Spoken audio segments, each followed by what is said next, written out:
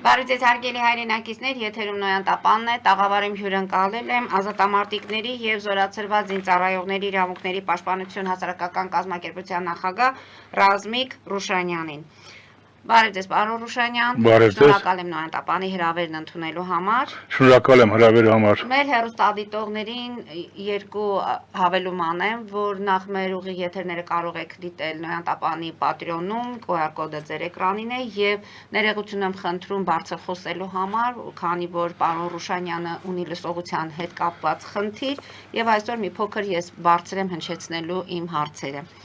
Պարոն Ռուշանյան, ապրիլի 22-ին կամ 23-ին դուրս է գրվել Արտաշատի հիվանդանոցից։ Արտաշատ հիվանդանոցը ես պարկած եմ Երևան Մեդլայնում։ Հա, դրանից առաջ եղել եք Արտաշատի Անցած տարի եմ եղել Արտաշատի հիվանդանոցում, որտեղից էլ սկսավ այդ ամբողջ պատմությունը։ Հիմա ուզում եմ այդ պատմության շարունակությունը դուք նամակներով դիմել եք առողջապահության նախարար Տիկին Ավանեսյանին, պատասխանը ստացել եք։ Բավարարում է ձեզ պատասխանը, թե Ոչ, չի բավարարում։ Նախ նամակի բովանդակությունը, նամակի բովանդակությունը ծանոթացնենք մեր հեռուստադիտողներին։ Իհարկե, բացի դրանից ես դիմել եմ նաև Արարատի մարզպետանին, իրանց պատասխանն էլ չի բավարարում։ Ուղղակի գիտեք ոնց է հարցը, Հայաստանի Հանրապետությունում արդեն դարձել է մի տեսակ չգրված օրենք, եթե պաշտոն են ստացել, իրենց ամենախելացիներն են, իսկ մյուսները ոչինչ չեն հասկանում։ Ես գուցե պետք է մտածեմ, որ հակառակն է, իրանք ոչինչ չեն հասկանում, դիմացիներն են մի քիչ իրանցից ավելի հասկացող։ Բայց ինչ որ է։ Ուրեմն անցած տարի նոյեմբերի 6-ին ստեյջ ես տված իմ հարցազրույցում շեշտեցի Արտաշատի հիվանդանոցի պահ, որտեղ որ բժիշկները արդեն 3-4 ամիս է չեն ստանում աշխատավարձ, կոյկան 25000 դրամ օրը, դեղերը պետք է առնեին, ընդհուպ միջև սպրիչ, մեկ էլ մյուս հիվանդները պետք է առնեին։ Ու դրա հետ էլ միացել նաև բժիշկների վճարային բուժման համար։ Այդ հարցը բարձրացնելուց հետո բժիշկների աշխատավարձի հարցը ամբողջ ընդհանրապես հիվանդանոցի աշխատողների աշխատավարձերը փակեցին եւ այլ, բայց սկսենք պատասխաններից։ Նրանից հետո ես նամակ գրեցի մարզպետարան Արարատի մարզի մարզպետ պարոն Թևոնյանին։ Հետևյալ հարցը։ Խնդրեմ ձեզ տրամադրել ինձ տեղեկություններ հետևյալ հարցերի շուրջ։ Ինչու իրականում չեք տրամադրում հիվանդների իրանց ընտանիքի հասանելիք համապատասխան դեղորայքները եւ ով է մեղավոր։ Ինչի հիվանդանոցում բուժման օրվա համար առանց դեղորայքի քաղաքացուց գանձում են 25000 դրամ եւ ում որոշումով։ Եվ այդպես, այդ հարցի պատասխանը եկավ, որ այս տարվա փետրվարի 20-ի մարզպետի որոշումով ցանկը կազմված է, երկրորդ նամակից պատասխանի մեջ արդեն կա, ցանկը ամբողջությամբ, թե ինչ արժեն բուժումները, ուղղակի կարամ մի բան ասեմ, որ այդ բուժումները երբեք էլ հիվանդները ցանկություն չեն գնան պարկեն հիվանդանոց, որտեղ ի վիճակի չեն լինելու։ Ամիսը մենակ կոյկայի համար 25000 դրամ։ Իսկ ձեր հարցին, թե ում որոշումով են այդ գները սահմանված։ Այդ մարզպետի որոշումով։ Մարզպետն է որոշում։ Այո, մարզպետի հունվարի 20-ի որոշումով։ Իսկ առողջապահության նախարարության հետ համաձայնեցված են այդ գները։ Դա արդեն ինչքան ես հասկացա, առողջապահության նախարարությունը չի որոշում, այլ մարզպետարանի։ Ես դրա համար եմ ասում, մարզպետարանը հարկավոր է փակել, թե չէ մենակ փող ուտելու տեղ է, ուրիշ ոչ մի բան։ Դրանով այդ հաջորդը, այդ հարցին, որ գրել է նաև հաջորդ հարցը, ինչու մարզպետարան բուժվարության կողմից պարզած ժողով չի վերահսկվում,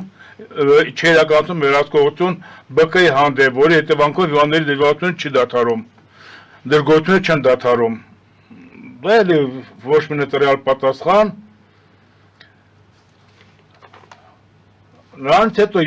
ես հիվանդանոցից դուրս գրվեցի, նորից նամակ ուղարկեցի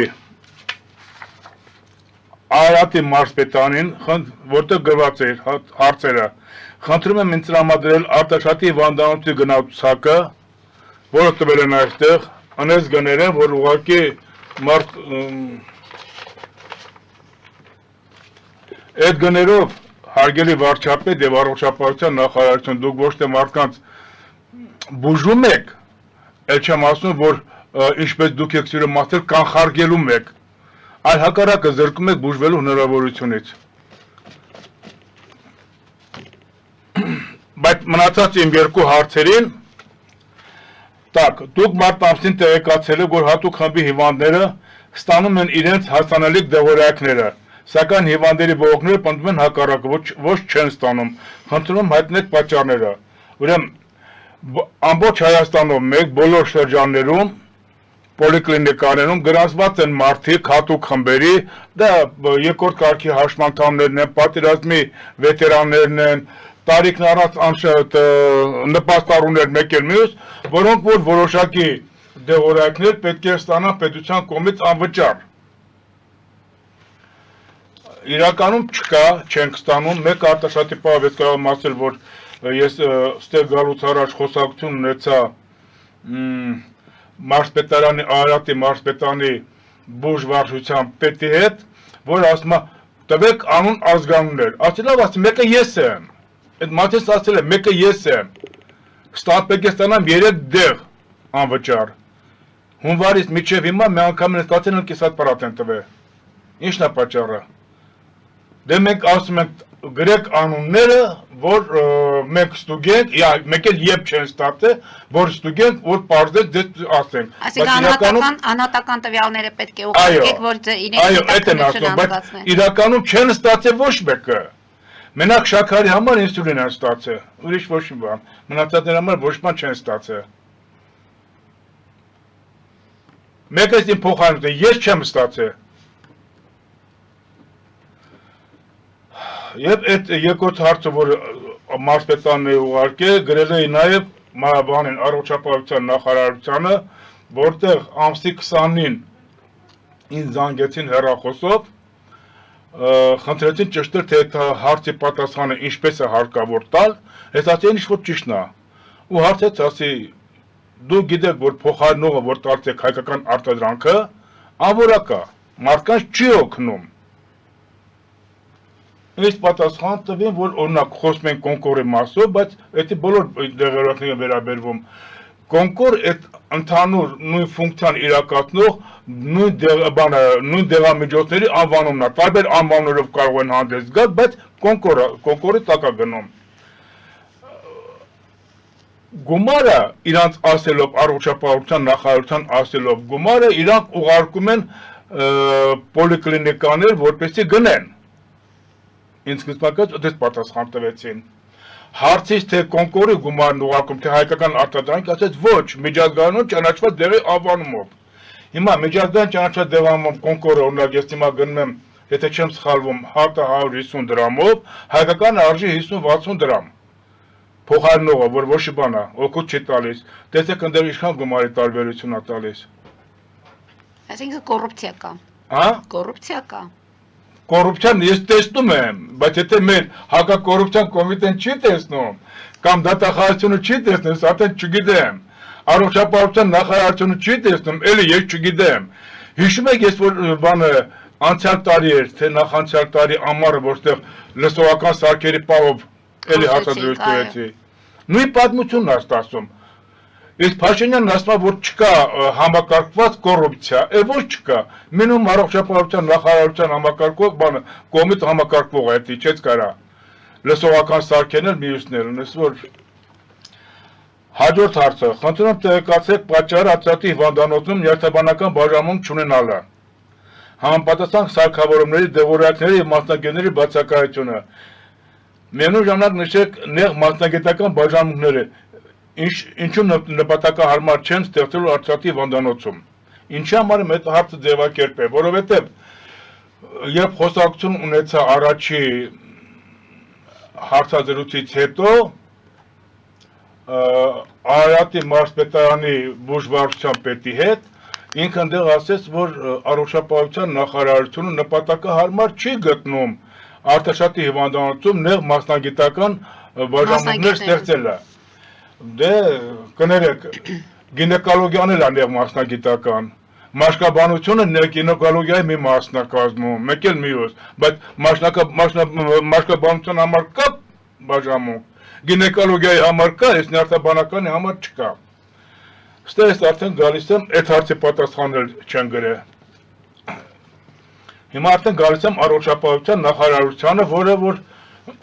ինչ-որ բանավոր ենք խոսած եք ասեմ, ինչ-որ գրված աստեղ կարդամ։ Ուրեմն, հա առողջապահության նախարար Տիկին Ավանեսյանին, ազատամարտիկների զորացրված զինծառայողների իրավունքների պաշտպանության նախագահ Ռուշանյանից։ Համաձայն Հայաստան Հանրապետության 27 և 27/1 հոդվածների տեղեկատվություն ազատության մասին և օրենքի 6 հոդվածի խնդրում ինձ տրամադրել տեղեկություններ, ինչ պատճառով է Արտաշատի հիվանդանոցում բացակայում նյարդաբանական բաժանմունքը, ինչու չկան համապատասխան մասնագետներ, սարքավորումներ և դեղորայքեր, որի պատճառով բոլոր հիվանդները ստիպված են լինում բոլոր դժվարություններով մեկնել Երևան, իսկ ոմանց հնարավորություն չեն ունենում և մնում են անբուժելի։ Այդ հարցի պատասխանը միանգամից կարդամ։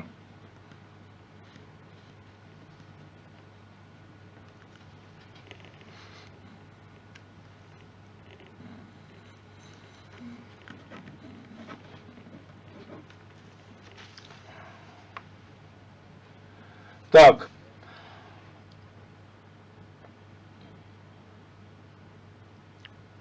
Արուշանյան, կարող եք պարզապես բանավոր ասել ինչ են պատասխանել։ Ստեղ եթե կարճ ասենք, հետենա, որ խորհրդակցում ենք Արտաշատի հիվանդանոցի նյարդաբանական բաժանմունքը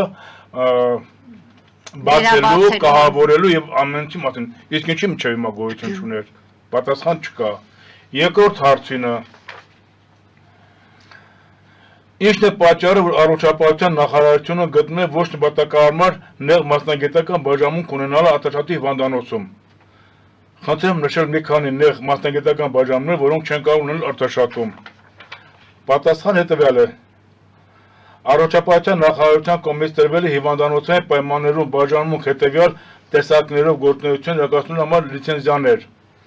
Լիցենզիայի համարը հիվանդանոցային ներքին բժշկական, վարակիչ հիվանդությունների ինֆեկցիոն,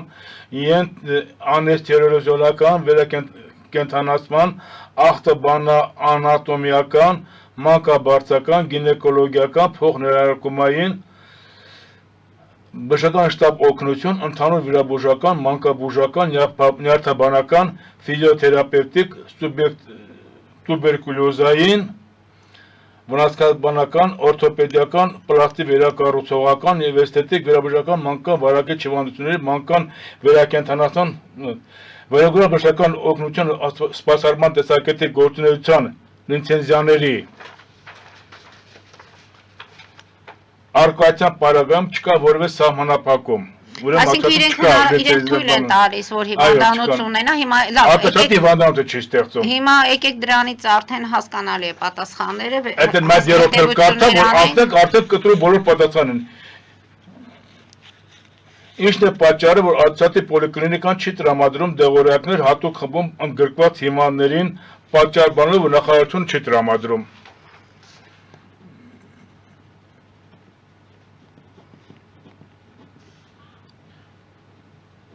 Լավ, բանավոր կարող եք նորից ասել։ Ուրեմն համաձայն ՀՀ կառավարության 19 թվականի որոշումների ծառայության մթոբժշկական հաստատությունը մասնագետ նշանակման դեղորայքի դուրս գրմուն իրականացնում է Հայաստանի Հանրապետության հիմնական դեղերի ցանկի համապատասխան։ Տեղեկացնում ենք, արդեն հիմա բանավոր ինչ-որ ասել էի, նրա գրավոր պատասխանն է գալիս մի քիչ ուրիշ ձևով։ Տեղեկացնում եմ, որ գնումների գործընթաց իրականացնում է ՀՀ գնումների մասին օրենքի համաձայն մրցութային ընթացակարգով, վերոնշյալ ՀՀ կառավարության որոշման համաձայն շահառուներին դեղերով անընդհատության ապահովելու նպատակով առողջության առաջնային պահպանման ծառայությունների մատուցող բժշկական հաստատությունները, այսինքն պոլիկլինիկաները, հաջորդ տարվա իրենց կարիքների համար զգնման ընթացակարգերը կազմակերպում իրականացում են ընթացիկ տարվա հոկտեմբեր ամսվա ընթացքում։ Այսինքն անցած տարվա հոկտեմբերով արդեն ամեն ինչ կազմակերպված է, այս տարի պետք է բոլորը դեղորայքներ ստանան։ Իսկ այս տարվա հոկտեմբեր ամսվա ընթացակարգով հաջորդ տարի, բայց իրականում օրինակ մեկը ես ելնեմ ասում Արարատի մարզպետարան եւ առողջապահության նախարարություն։ Հունվարից մինչեւ հիմա իմ դեղերը չեմ ստացել։ Այդտեղ մյուսները ստացել են միան այդ ինսուլինը շաքարի դեմ։ Վերնոշյա որոշման հավելված երկուսում ընդգրկված շահառուների պետական բյուջեից կենտրոնացված կարգով ձեռք են բերում թվով 21 հիվանդության համար դեղեր։ Հիմա հարգելի առողջապահության նախարարություն, հարգելի հակակոռուպցիոն կոմիտե, հարգելի դատախազություն, եթե այդ դեղերը պետք է որ ամեն ամիս ստանանք, չենք ստանում։ Ողելուր են գնում, դե չի վերաբերվում քննություն հասկացնելը, հա? Դե չի վերաբերվում այդ հակակոռուպցիոն հետադարձությունը կտտենք այդ կոռուպցիա կա, չկա, այդ կոռուպցիան համակարգված է, չհամակարգված է։ Հաջորդ ձեր քայլը որն է լինելու։ Հաջորդ իմ քայլը պարզ ասեք, ես մի հատ էլ հանդիպում կունենամ մարզպետարանի բուժվարության պետի հետ, որից հետո երևի գործերը մտցնենք դատարան։ Այդ էլ արդեն ես նախորդ իրավաբանի հետ պետք է խորհրդակցեմ նոր, ինքնագլուխ ես չեմ կարա, որտեղ անհամանալի իրավական հարցեր են, որ ես այնքան լավ չեմ տերապետում, իրավաբանի խորհրդով կշարժվենք առաջ։ Պարոն Ռուշանյան, դա փաստորեն արտաշատում։ Այդ մենակ արտաշատում չի, ինչ-որ արտաշատի մասին է խոսքը, ամբողջ Հայաստանում արտաշատում։ Հիմա վերադառնանք։ Բայց դե ես մի բան ավելացնեմ, էլի։ Կոռուպցիայի ամենամեծ տեղը հենց նա է, որ պրակտիկորեն մարզերի բոլոր հիվանդանոցներում նույն երևույթն է կատարվում։ Ամբողջ հիմնադերը ուղղորդվում են դեպի Երևան։ Աշխատավարձը բժիշկների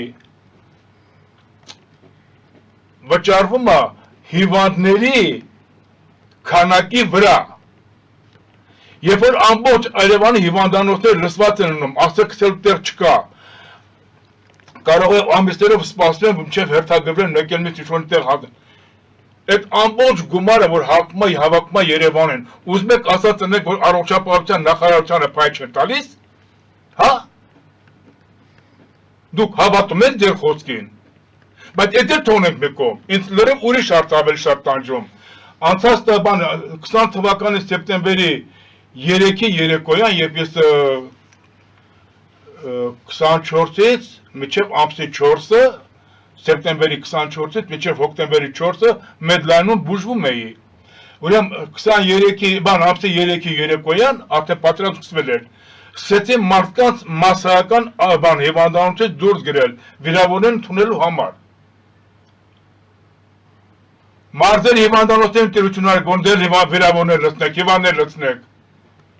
Եվ ոչ հանգած եթե պատերազմի լավ թե չէ, վիրավորներ լցնեք, հիվանդներին քացոտակ շպրտենք դուրս, դուք պետք չեք։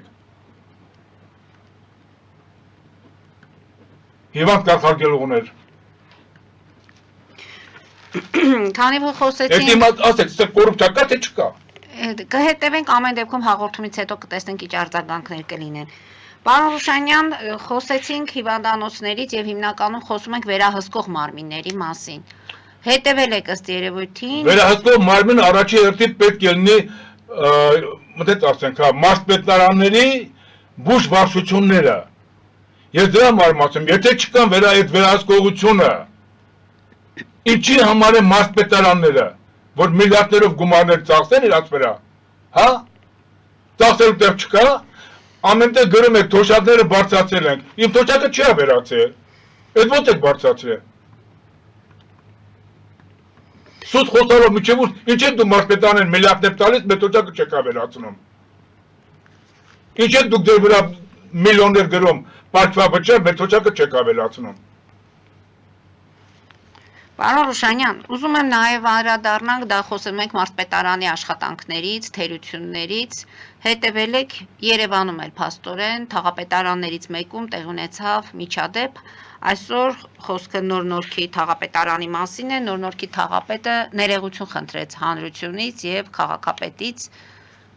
ակտիվիստի հետ, բնակչի հետ այդ միջադեպի հետ կապված։ Նա մի քիչ այդ հարցից մի քիչ ուրիշ կողմով կմոտենամ, հա։ Այսօր գալիս է Երևան տաքսիով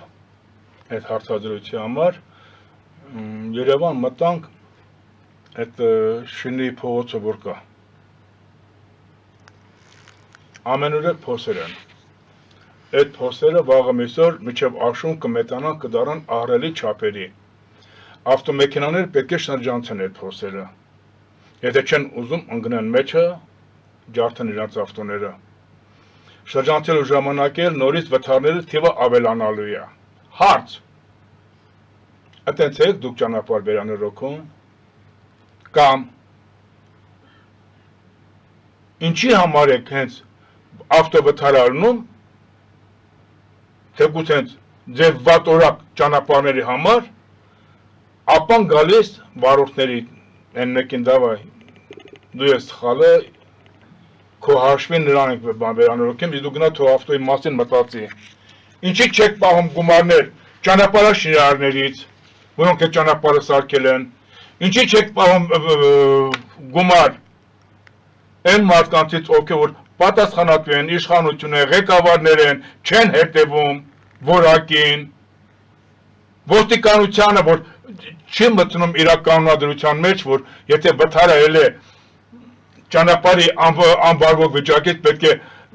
համապատասխան, չգիտեմ, ճանշինը տա, ով տա ու գումարը չէ տարժում։ Ինչ եք այդ մարդկանցները ու քերում եք, արդեն ոսկորների վրից միսը քերել եք, արդեն ոսկորն եք քերում։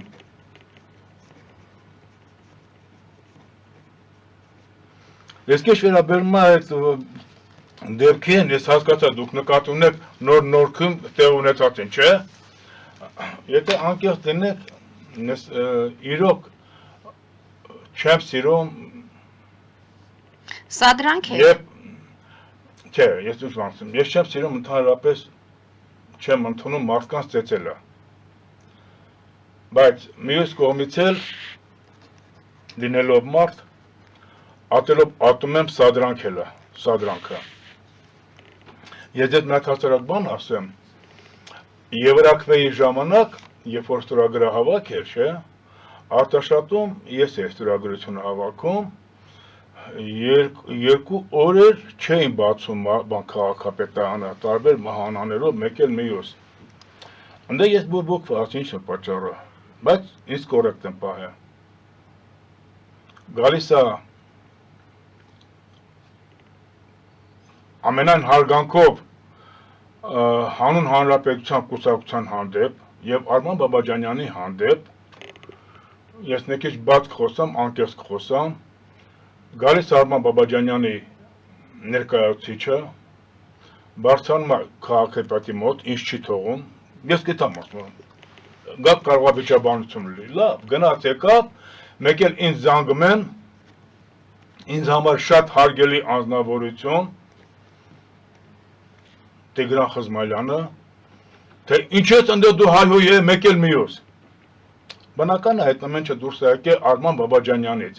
Իր մարդը զանգել այնտեղ, ենել զանգե Արամ Սարգսյանին, զանգե Տիգրան Խզմալյանին, ասի որ տես բան չել է, եթե ասի ես ուզենամ հայհոյեմ, ասի ոչ վախենամ, ոչ էլ ամոթ եմ անում։ Կարամ միկրոֆոնը ձեռս բռնեմ, կանգնեմ մարզպետան ու քաղաքապետանի ուղիղ մեջտեղը, անունները տամ հայհոյեմ էլ։ Ես ինչի այդ բանը պատմեցի ժողովուրդ։ Սադրանքը կարելի համարել երկրի համար դավաճանության հավասար, որտեղ իմ վերած օրինակի վրա ես մեկ բան ասեմ։ Ընդհանրապես բամբասանքին հավատում են բամբասանք սիրացող մարդիկ։ Ու եթե բամբասանքը բամբասչի դառնում է երկրի ղեկավար, տվյալ դեպքում ես նկատում եմ Արման Բաբաջանյանին։ Դուք պատկերացնում եք ինչ կլի երկրի վիճակը։ Դե փաստորեն նրանել են ինչ Դրա համար ես ուղղակի ձեր սեփական Ռուբեն ոնց էր ազգանունը օգնական իրա։ Եկեք անունը Մերաբյանի համար եմ ես այդ կուսակցությանը ընդառաջում, որտեղ տեսնում եմ որ խելգախեն ազնվորություն է։ Իսկ եթե ես ինչ եմ ասում, տեկե մարի սխալ տեղեկատվությունը Սադական չի, բայց պետք է պատժվեն։ Ես սադրիչը։ Այսինքն ներողությունով չպետք է ավարտվի այս միջադեպը։ Ով ներողություն խնդրի։ Թաղապետը ներողություն է խնդրել, նա պետք է ավարտվի Թաղապետը պետք է ներողություն խնդրի։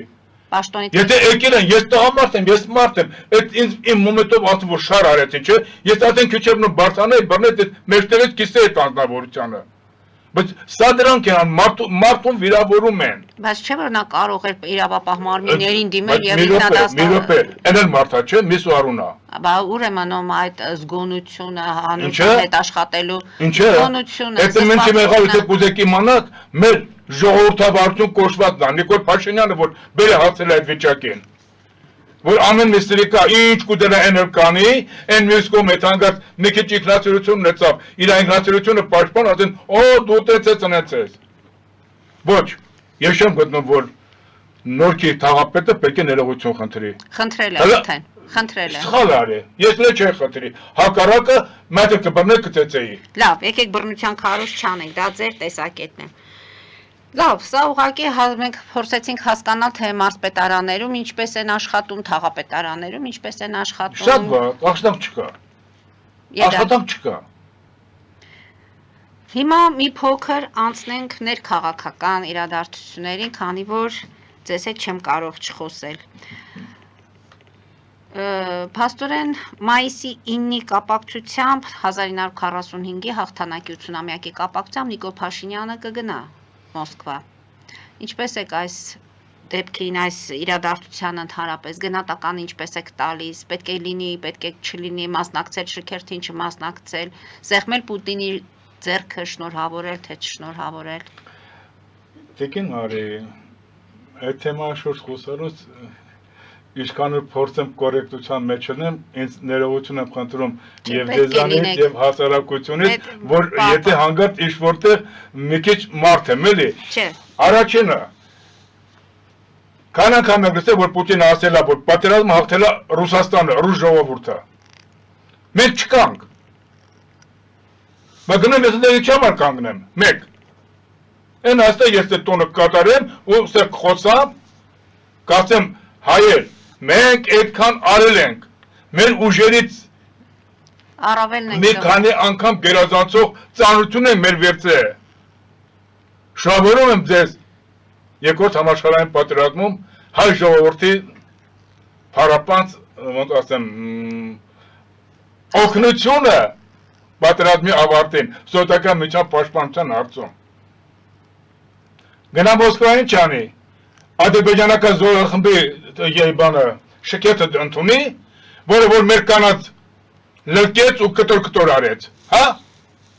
Մի խոսքով դուք դեմ եք։ Եթե Փաշինյանը գնաց ընդեղ, ուրեմն ինքն էլ կին արմատ լրկող է։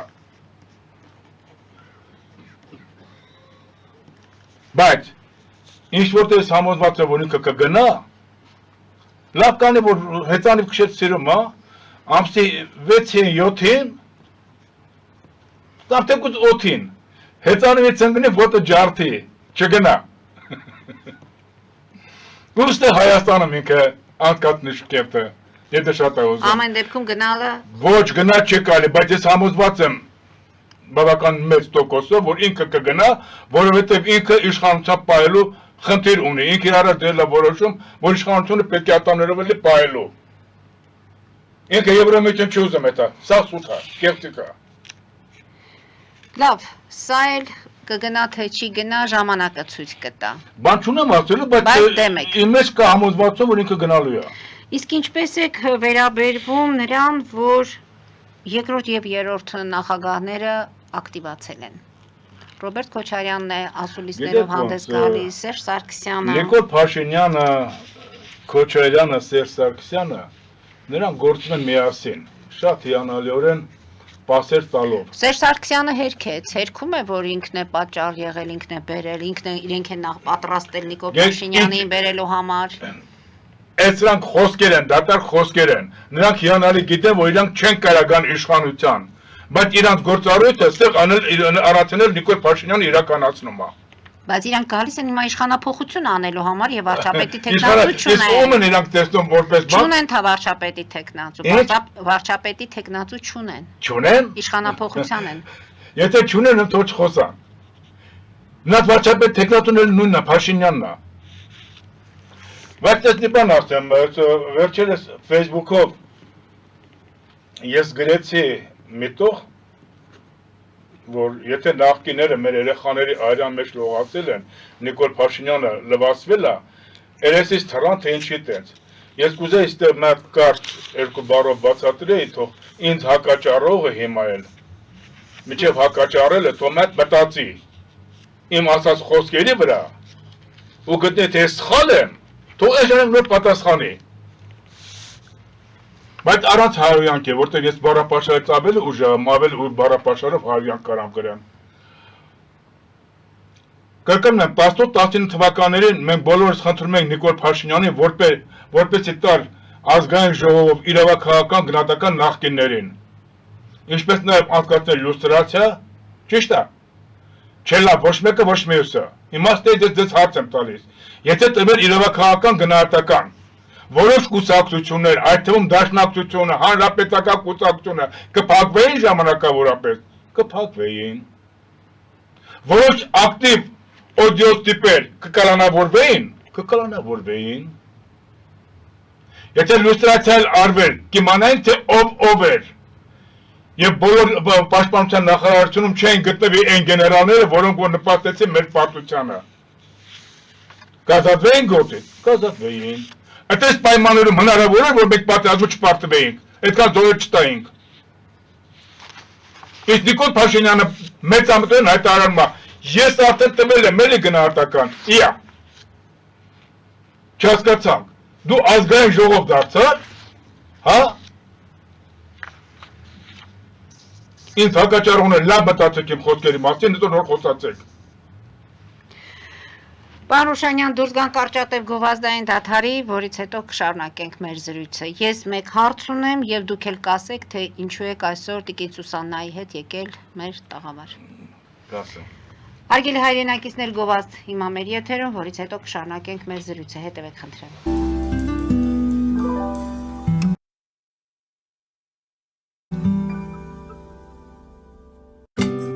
Ինչ է պետք տունը, առանձնատունը կամ ամառանոցը հաճելի, հարմարավետ դարձնելու համար։ Ճիշտ ընտրած կահույք, օրիգինալ դեկորներ, հյուրերին ընդունելուց գեղեցիկ սպասք, գուցե նոր սփռոց։ 60-ից ավելի ճանաչված եվրոպական բրենդների ինքնատիպ, չկրկնվող եւ մատչելի ընտրանին Fortuna Home and Country House խանութ սրահում։ Նորավոճ սպասք եւ կահույք հորեկա բնագավառի համար, տեքստիլ, տնտեսական ապրանքներ, ամեն ինչ գեղեցիկ կյանքի համար։ Ընտրեք այն, ինչ վաղուց փնտրում էիք Fortuna Home and Country House-ում, ձեզ համար եւ որպես նվեր ձեր մտերիմների համար։ Jackpot հագուստի վաճառակենտրոնը վերաբացվել է Թահանգա քաղաքում։ Նոր տեսականի, նոր արժեքներով ու նոր զեղչերով։ Եվրոպական հագուստ եւ կոշկեղեն կանանց, տղամարդկանց եւ երեխաների համար։ Օծանելիք, ճամպրուկներ, պայուսակներ, գիշերանոցներ, գոտիներ եւ դրամապանակներ։ Մեծ ապրանքատեսականի, մեծ զեղչերով։ Համեցեք Jackpot Թահանգայում։ Հասցեն 7057 Foothill Boulevard։ Հեռախոս 818 813 2252։ Jackpot։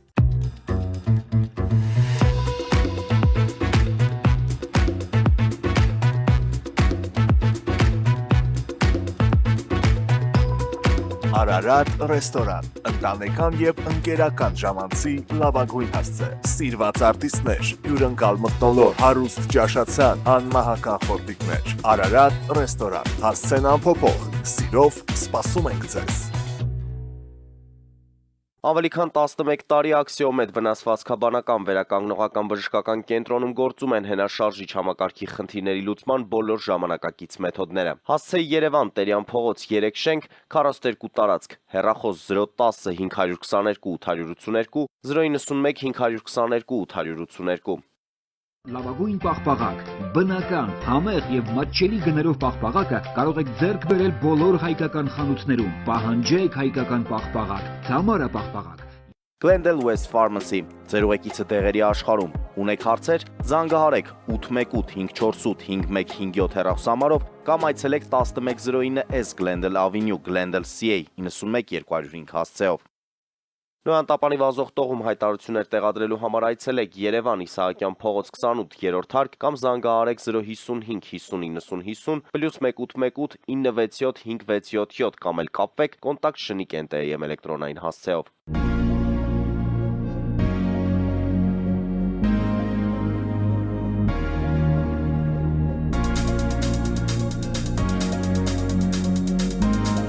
Տպագրեք ձեր գիրքը Նոյան տապան տպագրատանը, ինչպես նաև թերթեր, ամսագրեր, բուկլետներ եւ այլն։ Հասցեն քաղաք Երևան, Իսահակյան 28 առաջին հարկ։ Հեռախոս Հայաստանից +374 55 50 90 52, ԱՄՆ-ից 818 967 567։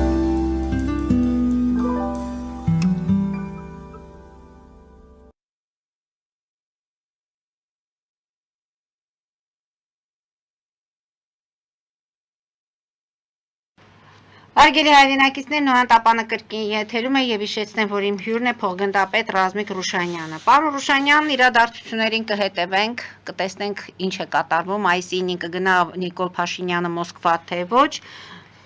որքանով երկրորդ եւ երրորդ նախագահները ընտրությունների ժամանակ իրենց ակտիվությունը ցույց կտան։ Հիմա խոսենք նաեւ մեր արցախցի տեղահանված քույրերի եւ եղբայրների խնդիրների մասին, բայց ավելի շատ ցանկանում եմ անդրադառնանք Վիտալի Բալասանյանը բաց նամակ է գրել Վլադիմիր Պուտինին։ Հուսով ենք ձեր միջնորդությամբ Ղարաբաղի հայերը կվերադառնան իրենց պատմական հայրենիք։ Դուք եք հույսով։ Ուրեմն սկսեմ Վիտալիից, վերջացնեմ մնա, չէ՞։ Վիտալի Բալասանյանը էլի մնում է իր ռեպերտուարի մեջ։ Դե ինքը ռուսամոլ էլելա, ռուսամեր, տենց ասեմ, նաև թրքասեր է, էդի ասեն հերթական նամակն է ռուսական թագավորին, Զորի Բարայանի պահվածն է, ստե ոչ մենես բան չկա, գրել է թող գրի, եթե հանգարց Պուտին էլ օգնի, որ իրանք բոլորը բանը վերադառնան Արցախ, ավելի լավ կլի, բայց չեմ հավատում, որ կօգնի, էդի մոռանանք, էդի թերթանք, էդի ձևականությունը գնաց, ինքը փորձում է այդ ձևով աչոք հավաքել, բանի այդ արցախցիների մոտ վաղը մյուսոն ինչ-ինչ հարցերում, էդ էլ շուտով կբացվի, թե ինչ հարցեր են։ Ես հիմա արցախցիների բողոքի պահով։ Արցախցիների բողոքը ես գտնում եմ տեղին, առաջի հերթին։ Իշխանությունները այո, պետք է ստեղծեն հիմնադրամ, որ այդ հիմնադրամով հավաքված գումարները եւ բանի Հայաստանից եւ Հայաստանի բյուջեից գումարներ տրվեն, ինչպես նաեւ այդ 647 միլիոն դոլարը, որ արցախցիներ ոտնեն պահանջում են։ Այո, այդ բոլորը հավաքվեն մտցվեց հիմնադրամի մեջ, կառուցվի 3 հատ 10-15 հազարանոց քաղաք Հայաստանում եւ մի քանի գյուղեր արցախցիներին տեղավորելու համար։ Քաղաքը ոչ միայն պետք է լինի իր պոլիկլինիկայով, հիվանդանոցով կամ դպրոցով, մանկապարտեզով, այլ նաեւ պետք է լինի աշխատատեղեր, գործաներ։ Այդ արդեն պետք է հաշվառ կանեն, թե ինչ աշխատատեղեր կարելի այնտեղ ստեղծել, բայց եթե մեր իշխանությունները չեն կարող անեն, որտեղ իրանք ուշնումիտքը ուրիշ տեղ է, ոչ թե երկիրը զարգացնելը։ Այդ տեսակետով այո ճիշտ են իրանք։ Ինչ վերաբերում է, որ սաղ սիրում են Երևանում հավաքեն, հակառակ կառավարությանս առաջարկում ազգային ժողովը հանել տանել Գյումրի կամ Կումայրի, նախարարություններից մեկը տեղափոխել Վանաձոր, Երևանը լիցքաթափել, բավական եղավ, Երևան դարձել է մեգապոլիս, ամբողջ հայ ազգաբնակությունը Երևանում ապրում, որպեսզի մի քանի հատ լավ թափով ռակետ գցեն, ամբողջ հայ ազգը վերացնեն։ Դա է նպատակը երևի, չգիտեմ։ Իսկ հետագայում թող մտածեն Երևանի Հայաստանի մայրաքաղաքի տեղափոխման հարցով։ Թեկուզ տանեն Հրազդան։ Հաջորդը, ինչ վերաբերում է մյուս պահերով։ Արցախցիներ ես ամսի 8-ին ապրիլի եւ գնացի հոսպիտալ վերցրեցի պաշտպանության նախարարությունից ուղեգիրը բուժման համար, եկա Մեդլայն, ուրբաթ շաբաթ օրեր, ասի շաբաթ օր գամ կպարկեմ։ Ու խնդրեցի երեխեքից, որ տաքսի կանչեն, քույրերից մեկը Yandex-ով տաքսի կանչեց ինձ համար, Opel Astra էր, վարորդ արցախցի։ Դե բնականաբար ճանապարհ են գալիս միջև Արցախ խոսում ենք, Ինքը բողոքեց, որ նախկին զինվորականա, բայց հայկական բանակում իրան չեն ընդունում։ Դա Տիկին Գայանեի Խուրշուդյանի տված հարցի մոմենտով եմ ասում, որ զինվորականները Արցախից բան չեն ընդունում, դրա մոմենտով եմ պատասխանում։ Ասես չէ, բան չեն ընդունում ծառայության, ասի եղբայր, ասի երկու հատ հարցնակ պատասխանես անկեղծորեն, բա հա, ասի ինչ եք նահանջում, ինչու չեք կռվում, հրամաներ եք, ասի լավ ասի, հրամաներ եք նահանջել, ասի, բայց տեխնիկան ինչի չտրակացիք տրի թուրքերին, Էլի հրաման է եղել։ հրամաներ, ասի հիմա հասկացա ինչի քեզ չեն ընդունում հայկական բանակին, բա ինչի, ասի որտեվ ասի կա գարանտիա, որ էլի քեզ հրաման չեն տա, դու կտոնես հետ կնահանջես, բայց այդ անգամ արդեն Հայաստանը կհանձնվի։ Հասկանու եք ես ինչ նկատի ունեմ։ Այո, Արցախից, բացի գեներալներից, գնդապետներից, փոխգնդապետներից, մնացած բոլորին կարելի է ընդունել, բայց նախորդ մեր հակահետախուզությունը, հատուկ ծառայությունները պետք է այդ մարդու 7 պորտը ստուգեն։ Որ հետո չկանգնեն դա ջարդված տաշտակի առաջ։ Չնայած նույն բանը վերաբերում մեր գեներալիտետները պետք է 7 պորտը ստուգեն գնդապետներին։ Այդ պահով հաջորդը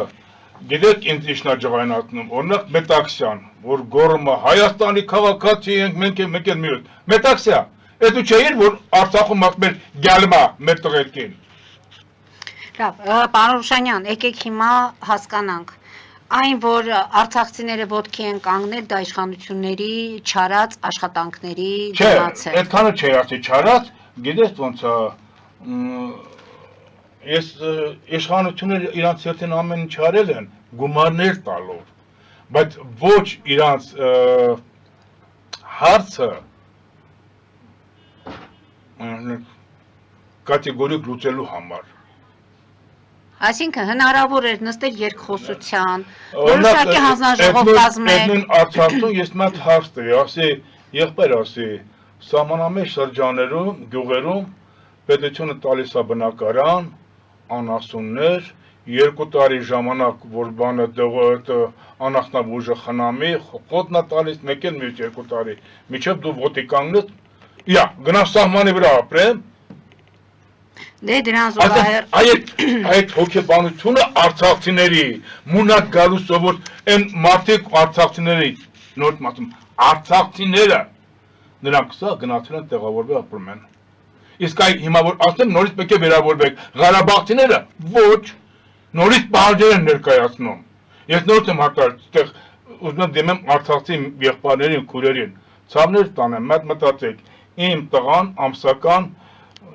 երևի 100-150 հազար դրամ հարկամոծում պետությանը։ Իմ տղայի ոդեց երեխաների գումարով ձևավորվում է Հայաստանի բյուջեն։ Իմ թոշակը 20 թվականից հետո չի ավելացել։ Ես ասում եմ լավ ոչինչ, թող իմ արցախցի եղբայրների քույրերի հարցը լուծվեն, բայց դուք եք նարով դերախոսակը մեծացնում եք։ Այդ դեպքում ես ոչ ասեմ, իմ տղու գումարից իմ թոշակ ավելացրեք։ Հարցեր կան, պետք է մի քիչ մենք ճիշտ մոտենանք։ Գուցե ճիշտ մոտեցումների դեպքում կլինեն նաև ճիշտ։ Այո, իշխանությունը իր մեղավորությունը, բայց հիմնական մեղավորությունը մեր արցախցիներն են, արցախցիներ, Ղարաբաղցիներն են, որոնք որ նայում են Սերժ Սարգսյանն եկել մյուս ու ռուսամերեն։ Բայց այդ մի հատ ուրիշ բան էլ է ուզում ասի, որ խոսքս առանց կոպիտ հնչելու հասկանալի լինի։ Բագրատ Ուլուբաբյանը, հայտնի պատմաբան, չէ, Հայաստանում, Արցախցի է, Ղարաբաղցի է, ճիշտ է։ Իր եղբայրը կարծեմ Արձենի շրջանում է ապրում։ Երբ որ իր եղբայրը հարցրեցին, միջև այդ Սերժին էլ Ռոբին էլ քֆուր էր տալիս։ Բայց երբ որ հարցրեցին ընտրությունից հետո ում ընտրիր, ասեց Սերժ Սարգսյանին, կներեք Ռոբերտ Քոչարյան։ Ասեց ինչի, նա ասեց Ղարաբաղ ծախարել ոչ չընտրեմ։ Պետք է լավ, հասկացանք ձեր դիրքորոշումը։ Պետական մտածելակերպ ունեցեք։ Մտածելակերպը պետք է փոխվի եւ մեր հաղորդումը մոտենում է ավարտին, Տիկին Սուսաննայի հետ կապված։ Սուսաննայի հետ կապված ուրեմն հետեւյալ իրավիճակն է։ Բան չունեմ ասելու, մարդը Ռուսաստանում, Մոսկվայի կենտրոնում ապրելով, ծնվելով Ռուսաստան, Մոսկվայում, այնտեղ մեծանալով, ապրելով, ամուսնանալով, երեխաներ ունենալով,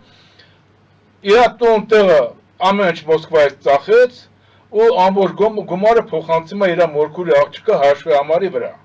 Նպատակը Գալիս է այստեղ, այդ արդեն գումարը հանում, տուն առնում, բան, սկսում է ապրել։ Որոշակի գումար հələ մնացել է մորքուրի աղջկա վրա։ Մորքուրի աղջկա նշանակը դե էներ Ռուսաստանում ապրող բիզնեսով զբաղվող մարդ է, իր ամեն ինչ ծախում գալիս է Հայաստանը, որ բիզնես հիմնի, հիմա ռուբլին պետք է փոխի, դոլարով կամ դրամով։ Մեկը խափում, ասում է ավելի մեծ տոկոսով էլի կարանք տան քեզ այդ գումարը, այդ էլ հավատում է, նրան տանում գումարը տալիս է, այդ վերցնողը թռնում գնում է, փողը տանում է։ Հիմա, քանի որ նշանացի, այսինքն Սուսանի մորքուրի աղջկա հաշվի համարի վրա Սուսանի համարն է, գումարն է նստած, իսկ մորքուրի աղջկա նշանածն է եկել, քրեական գործ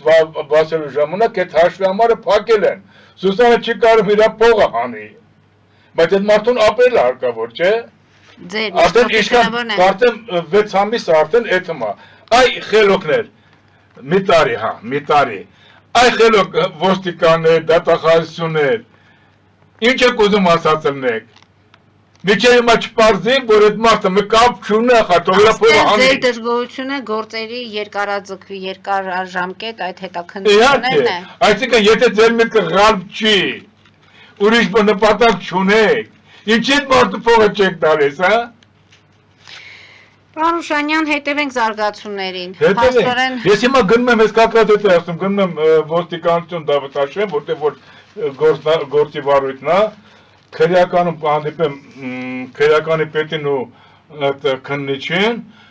եթե չբավարարվի գնամ դատախազություն, որից հետո արդեն իրավաբանի հետ խորհրդակցությամբ կորոշենք թե ինչ ենք անում, բայց որ այդ գործը դες չենք տոնի, իսեր աստծո, մենք խնդրում աղաչում ենք մեր հայերին, որ Ռուսաստանում, որ ծնվել մեծացել Ռուսաստանում, իրանց էլած չելածը ծախեն գան Հայաստան ապրեն, դուք էլ այդպես եք անում, ամոթ չեք անում հələ,